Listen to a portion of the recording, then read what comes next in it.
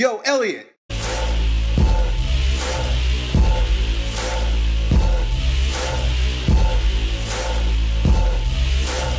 right, I got this question from our buddy. He's 17 years old. He's been training for about a year or so, and he says he's burnt the fuck out. Training was once a pleasure, and now it's a chore. That was pretty quick, dude. And you're only 17 years old. But the thing is that he was once very excited about it. He got great results. Apparently he was 100 kilograms. Now he's 76 kilograms. So he lost a lot of weight. He's doing great. He got the results he wanted, but right now it just feels like every time he has to go to the gym, it's a fucking chore. I don't have the motivation to get out of bed. La la la, blah blah blah blah. Okay, well, here's one of those videos where Elliot contradicts himself. If you've watched enough of my videos, you've heard me counter every single argument that I make. And the reason why I do that, before I get into your answer, the reason why you find me contradicting myself quite often is because I work from a place of awareness. I try to pay attention to what's going on, or I yield into the particular energy that's coming up at the moment, and I use that as my way to support myself and other. I have no dogma. I have no hard and fast rules. I have no one way of doing things. I have paid very close attention to what's going on and follow what your spirit or what your intuition is telling you to do. This is a very different place to come from, because it means that you need to pay attention. It means that you've got to be responsible. It means that you need to be aware, and you need to take every circumstance for what it is. Don't be too attached to any one particular idea. Be aware in the moment in a way that allows you to choose the most resourceful course of action. So, you've heard me say things like, successful people do what they have to do whether they feel like it or not. Now that might apply. That might very well apply to you in your circumstance right now. Okay? But the energy within me, the way I feel like I need to express myself is as such. There are times when your body, your mind, your physiology is telling you not to train. And that's okay. Because it's a part of the process. We train so that we can grow. And oftentimes we train to such a degree, with such intensity, that we don't allow ourselves to grow. And that's how you burn out. People want to give you hard and fast rules about this. They want to say, train for 6 weeks before you take a break. Or train for 3 weeks before you take a break. Or you could overtrain forever and never take a break. Look, we're all very different. Our circumstances are different. We have different stressors in our life. Remember that stress summates. So if you're having relationship problems, your girlfriend just cheated on you, you're failing in school, your dad beats you up, and your mom is cheating on your dad. Doors get slammed behind you and you freak out.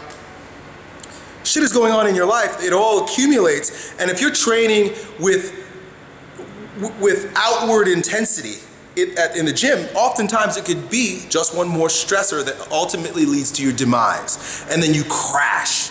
See, someone like guys, I know the guys that often talk about there's no such thing as overtraining, and I know C.T. Fletcher was in prison and he says, we train arms every fucking day. Well, you know what? The stresses are a little different in prison.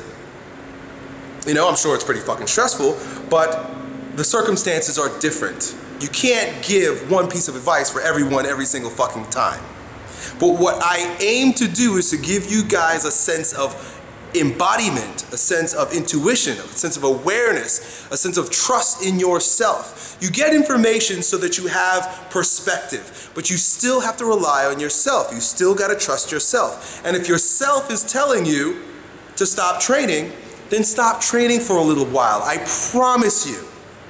Just like they say when you're in love, if you let it go, it'll come back. If it's truly yours, it'll come back. Right? They say if you open the bird cage and the bird goes, if the bird truly loves you, meaning it's for you. That particular activity you're engaging is for you. Weight training is not for everyone. But if you let it go for a little while, it's going to come back. And one day, probably pretty soon, because cycles work pretty quickly, oftentimes, you're gonna be itching for it. You're gonna be waiting for it. You can't wait to get back in the gym. You're gonna be hankering for it. You need it. See, that's what happens to me. There are times where I'll just need to take time off, and then I'm needing it. And then I love it that much more. Absence makes the heart grow fonder, right? Talking too fast, I almost said fart grow honder. That would be kind of weird.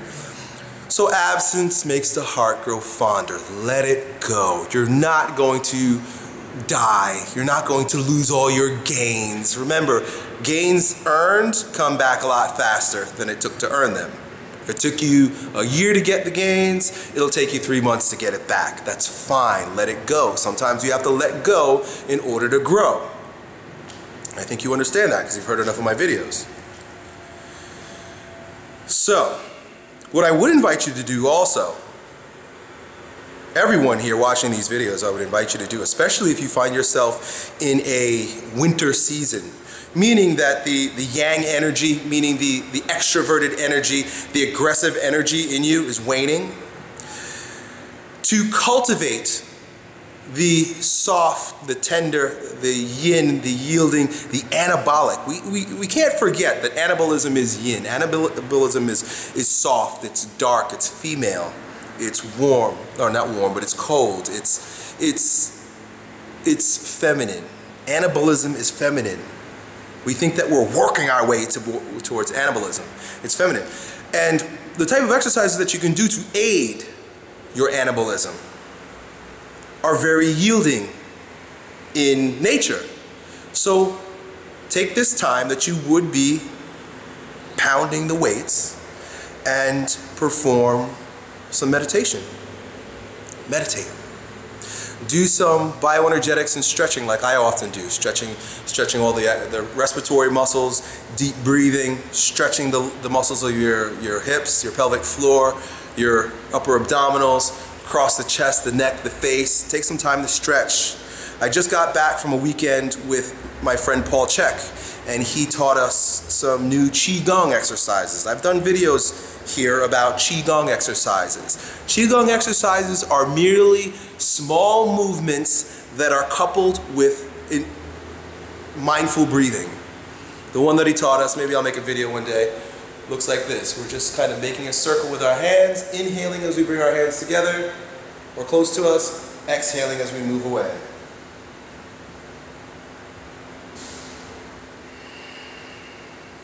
Inhale, exhale. I've shown you plenty of these. I've shown you this one. I've shown you this one. 20 minutes a day, every day. You're cultivating anabolism. You're cultivating growth. You're supporting the winter time so that you are that much more potent in your ability to execute catabolism or working out when the time for it comes back again. It's a balanced approach, folks. There's no hard and fast rule. There's no one way is the only way. There is paying close attention to yourself and doing activities that support your natural stage in your evolution, in the growth to becoming a stronger version of yourself. That's what this is all about. Done. Yo, Elliot,